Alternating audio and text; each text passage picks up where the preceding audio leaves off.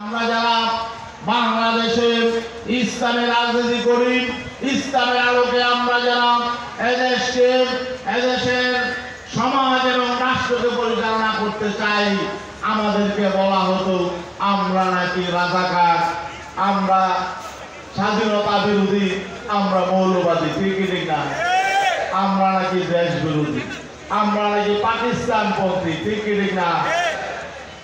আপনারা এত নির্যাতন, জুলুম নির্যাতন করেছেন, বাংলাদেশের একজন ইসলামপন্থী নেতা কর্মী পাকিস্তান পালায় নাই।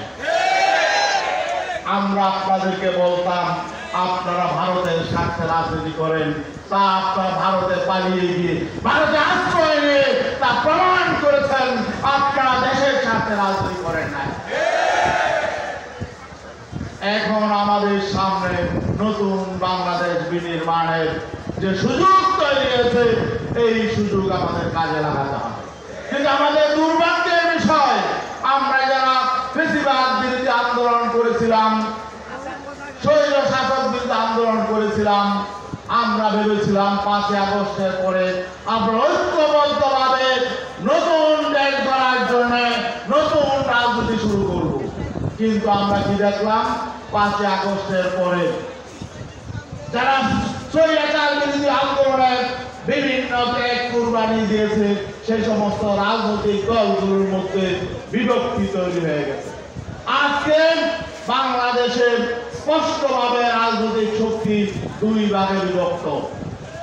একটি শক্তি চায় বিশেষ করে আমরা যারা বাংলাদেশকে একটি সুখী সমৃদ্ধ কল্যাণ রাষ্ট্রে পরিণত করতে চাই, ইসলামের সুমহান আদর্শে আমরা যারা মানুষের অধিকার ফিরিয়ে দিতে চাই, সাম্য, মানবিক মর্যাদা, সামাজিক সুবিধা চাই। আমরা চাই নতুন বাংলাদেশ বিনির্মাণ করতে।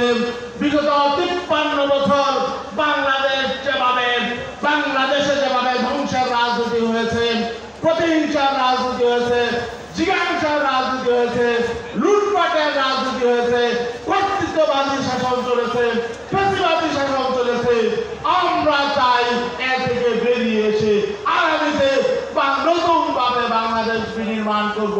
নতুন রাজনীতি হবে এবং এই রাজনীতির ভিত্তি হবে মানুষের অধিকার ফিরিয়ে দেওয়া।